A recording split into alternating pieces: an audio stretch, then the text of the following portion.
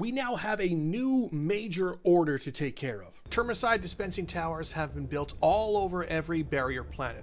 They need only to be activated to quarantine the bugs for good. The order overview being: activate the Terminid control system on the barrier planets, Areta Prime, Fenrir 2, Meridia, and Turning for 50 medals. You can see this major like skull symbol right here too. We have an opportunity to completely stop all the Terminids in their tracks, but not everything is as it seems. And you can see each thing has the TC installation progress. Now, realistically, this is supposed to be able to permanently disable the bugs, which we all know that's not going to be a thing. So what else could they have in store for us? Just the other day, we got access to new powerful mechs. And we just got another update for Helldivers that actually balanced the difficulty now and lowered the rate of armored enemies spawning like tons of chargers all at the same time on harder difficulties. But what do these new orders actually mean for us? Obviously, installing these things on this planet is not going to eradicate and stop the Terminids. There's now new missions inside each operations, which has Helldivers installing these things on the planet. This is supposed to be what's going to stop the Terminid scum in its tracks and basically be able to contain them. However, I think this is setting up for a brand new enemy coming. Now, I know that there have been leaks about new types of enemies like a little flying dude,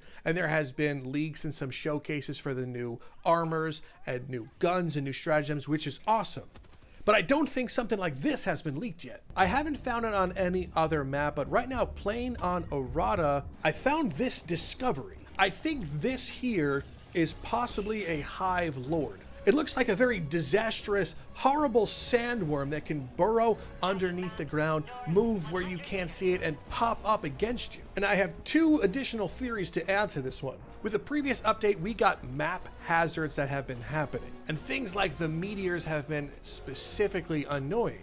Basically, a big light appears telling you you're about to be destroyed by a meteor. However, I think that this is actually training for these new enemy types. If these things can burrow underneath the ground, I'm sure they're going to give us some form of warning before this thing shoots up and obliterates you. And that leads me to the next part. On Areta Prime, tremors have been happening. Basically, it just kind of stuns you and slows you down. It's really not much. But what if these are these Hive Lords that are underneath the sand burrowing? I mean, you can see this one over here, which is above ground.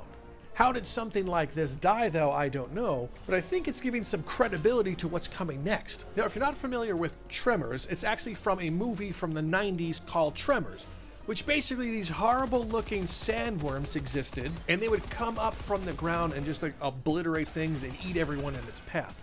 And they were huge. Now in Helldivers 1, there were things called Hive Lords, and it looks pretty much exactly like this one. I wonder if the weak part would be its underbelly and possibly its mouth when it's opening up. And looking at the wiki of the original Hive Lord from Helldivers 1, this thing was in a role called Master, and its weapons were poison effects.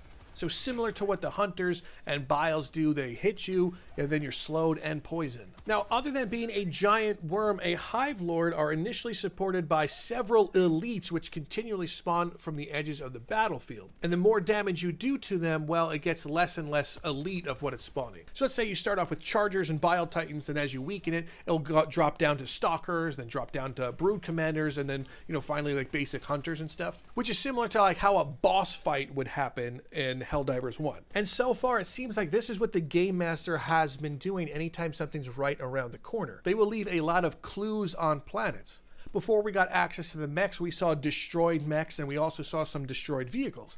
And of course, we know from the mechs release, and we also know from the leaked images and gameplay that vehicles are also coming to the game. So finding something that looks exactly like the Hive Lord on a planet that does tremors, and now the new major orders are trying to contain all these bugs, you know something's going to go horribly wrong. Whatever happens if we win or lose, I think even if we win and contain the bugs, it's going to send them underground, and it may take longer for the Hive Lords to come out because maybe they're in a weakened state. But I fear that if we actually lose this one, the Hive Lords are just going to immediately come busting out of the ground in regular planets also. Now, the mission themselves, it's actually pretty straightforward. You have to turn on the Termicide machine. There's 3 silos that you have to input the command and then defend each point. Of course, you can expect Chargers and Bile Titans and everything else in between, but the goal is pretty simple here. Just go from point to point and defend it. And then finally, what you do is run over to the extraction and hit the final but this will eventually turn on the machine itself and let you extract. And because of the type of mission is, you're really just going to find common samples, sometimes rare. I didn't find any super samples on here because it probably would have been too easy to farm, so good on them for thinking of that. And then you just extract, and that one is in the bag. Just make sure that you finish these operations before ending it. Just because you did the Termicide mission does not add any progress to the overall liberation of the planet. So still continue to do the full 3 operations that you have. There was also a balancing patch that came out, which was mainly to address things like the enemy spawns on higher difficulty. So it reads, the amount of heavily armored targets that spawn on higher difficulties, especially for Terminids, have been a big discussion point online and internally. The intent is for groups to have to bring some form of anti-tank capabilities, but not to the degree of previously needed. To that end, we have reduced the spawn rate of Chargers and Bile-Titans on difficulty 7 and up. In addition, we have reduced the risk of spawn spikes of Chargers and Bile-Titans. Please note that we have changed the distribution of enemy types, not reduced the difficulty. Expect other enemy types to appear in greater numbers instead. Which of course means more hunters. Now personally, I thought that the hunters were more of a death sentence than seeing a bunch of Chargers, considering you have so much stuff to take out Chargers. But a group of hunters jumping on you is pretty much the end of you. They also talk about the legs of the Chargers, saying we are humbled by the community's ability to find things like Chargers leg meta in our game. However, spending your heavy anti-tank weapons on legs instead of the obvious weak points seems to be counter to expectations. Now, they're letting us know that they are not changing anything regarding the Charger's legs, but they are, however, lowering the health on the Charger's head. It should now be at a point where all well-placed shots from the recoilless rifle or the EAT 17 instantly kills the Charger. Thank God, that's an awesome change for that one. Another amazing thing is the electronic countermeasures that they're trying to fix. So right now that modifier gave you a chance of randomizing a stratagem instead of the one you put in. So imagine you're trying to call in a big machine gun and you accidentally throw in an Eagle Strike on you and all your friends. So it has been removed, and in order to be reworked, they're going to reintroduce it in a future iteration.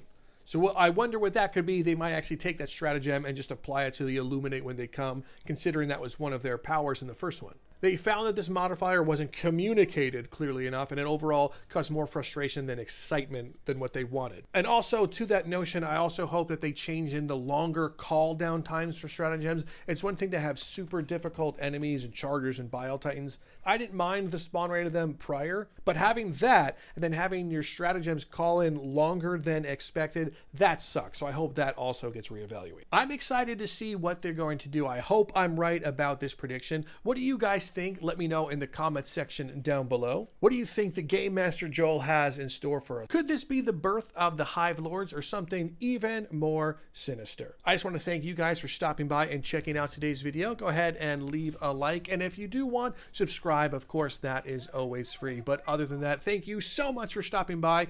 I'm Drifter from Downloadable Content, and I will see you all on the battlefield.